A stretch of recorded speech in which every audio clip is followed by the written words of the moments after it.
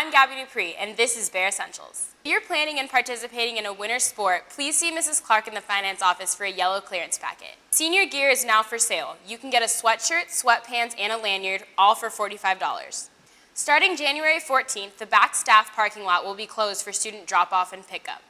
Hi, I'm Jennifer Morales, and I'm here with our new principal, Mr. Goode. Hello. So, Mr. Goode, how does your day start and how does it end? Oh boy, it starts very early in the mornings. I have a bit of a drive to get here, and then oftentimes I'm here hours after the kids leave, but my day goes by so quickly, and to me that's a pretty good indicator I'm enjoying what I'm doing. So that's fine. I'll be here as long as I need to be. What challenges do you face? I think the challenges are at a school this size is staying connected with all the people that are here. With 2,600 students and teachers, staff members, it's a lot of people to interact with on a daily basis, and just trying to stay up with what they need and what support they need from me is I think the thing that's most challenging to me right now. My biggest question for you is, what made you decide you wanted to be an educator? I came from a very kind of middle class, upper middle class, affluent area in Ohio, and I didn't know diversity or know poverty, anything like that. Everybody that I went to school with was kids that I knew from the time I was really little. We all went to college. We all had pretty typical supportive home lives. And as a young teenager, my family and I would travel every summer to Chicago. And going into the city, there's huge skyscrapers along the freeway. And I had never seen buildings that tall before, and I didn't know what they were. And I asked my dad, and he told me that they were housing projects. And I wanted to go see them. I didn't understand. And he would never let us go.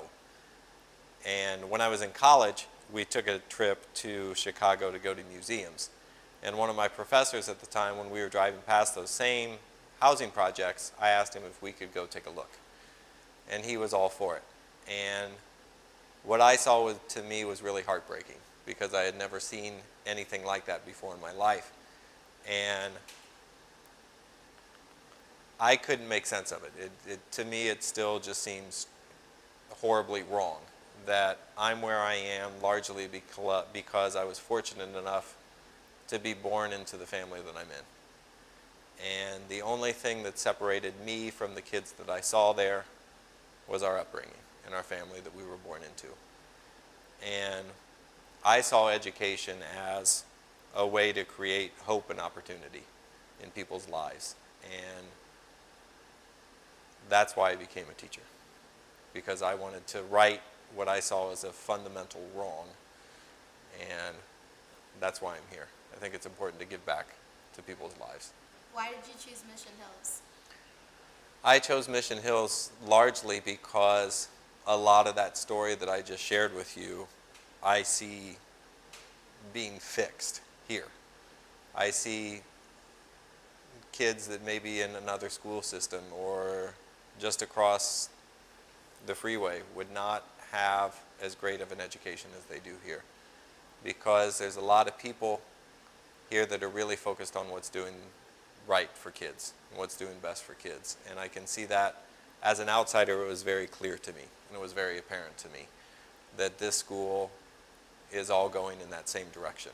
And that to me is exciting, and I wanted to be a part of that. So walking into this school, what was your first impression? Wow. I was very impressed. I think that what catches people's attention from the start is the facilities in the building. And having been here a little longer, I'm convinced that we could hold this school in a barn and we would still get the same great results from everybody, because it's not the building that makes this a great place, it's the people that make this a great place.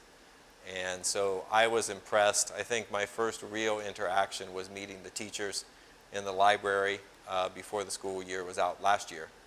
And I could tell they were a very dedicated group of professionals that kind of had the same foundational understanding of education that I do. And then my first real experience with students was at graduation. and I could tell that there was a lot of care and attention put into that because it's a joyous event to celebrate, and Mission Hills does it like nobody else.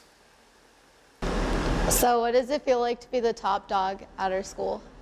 It can be overwhelming at times. There's so much that goes on and so much that happens in any given day. It's hard to try and keep a handle on all of it. So it's overwhelming, but it's also very inspiring and very uplifting because I can see that this is a great place, and I believe that from the bottom of my heart, that this is a phenomenal school. And to be fortunate enough to be a part of it, to me, is really inspiring. And it really feels like I'm living out that dream or that vision that I had so many years ago in Chicago.